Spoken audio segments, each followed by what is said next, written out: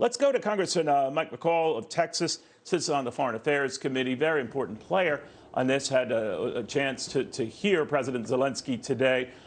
Congressman, always great for you to take the time. I appreciate that. Thanks, Neil. President Zelensky was making it clear, Isabel, what he really wants. And I'm sure he's very grateful for this $800 billion plus in other crucial military aid. But he didn't get the grand prize that he really wanted, that is, that air support. And it doesn't look, at least from President Biden, that he will. Do you think that is a mistake? Do you personally think it's a mistake?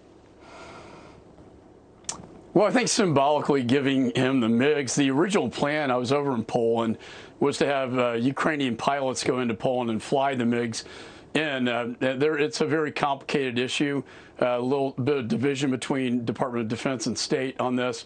And then it ended up with them offering to send them to Ramstein Air Base in Germany. So it unfortunately got botched, and I think symbolically that would have meant a lot.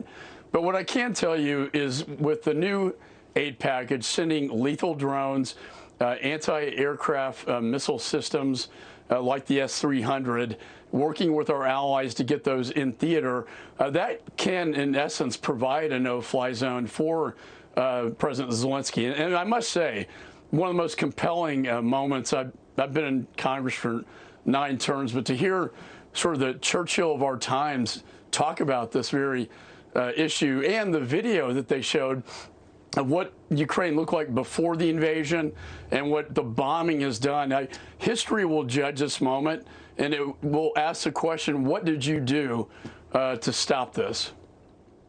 Congressman, do you think Vladimir Putin is a war criminal? Oh, 100%. Look, he's already crossed the line, Geneva Convention, killing innocent civilians. I'm glad the president did say that. I'm glad you had good reporters to ask him that. But he, targeting a maternal hospital.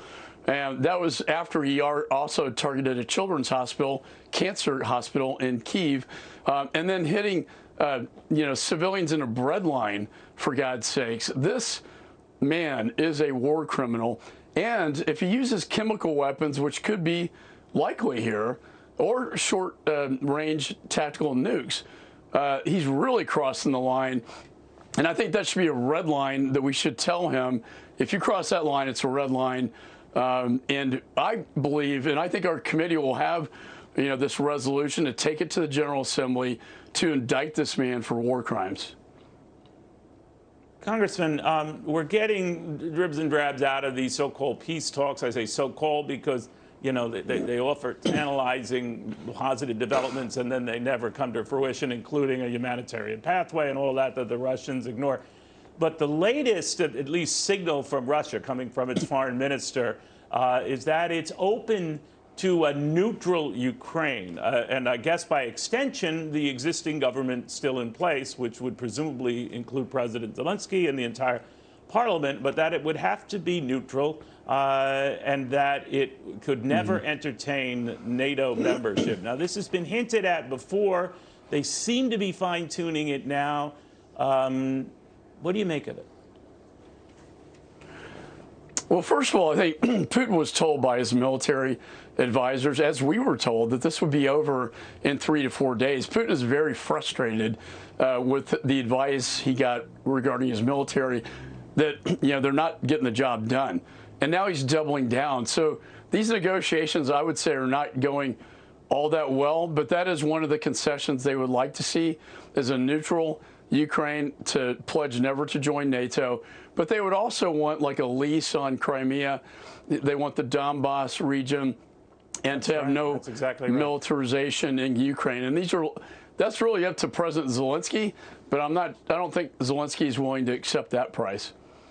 Right. He has already come out and said a number of times, Congressman, that the NATO thing isn't the end-all and be-all. I'm paraphrasing here, but he characterized the frustration with trying to join NATO from dealing with that with fellow NATO members in the past who didn't want to offer him that. Now they're eager to, but it sounds like he is throwing that out there in an olive branch effort. A waste of time, you think, or what? Well, I think I think that was done by design to get negotiate. I think the goal here is not to escalate. We don't want World War III. That's why the no-fly zone would escalate this, where NATO air power would be clashing with Russian jets. And I think the goal is to wear down the Russians, as they are doing.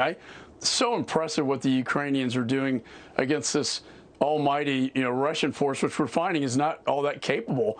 And to wear them down and not escalate and get them to a negotiation to resolve this. But it's going to be difficult for Zelensky to give away, a lot of his territory after what Putin has done, particularly to his civilian population. Congressman McCaul, thank you very much. Good seeing you again. No, thanks, Neil. Thanks for having me. Hey, Sean Hannity here. Hey, click here to subscribe to Fox News YouTube page and catch our hottest interviews and most compelling analysis. You will not get it anywhere else.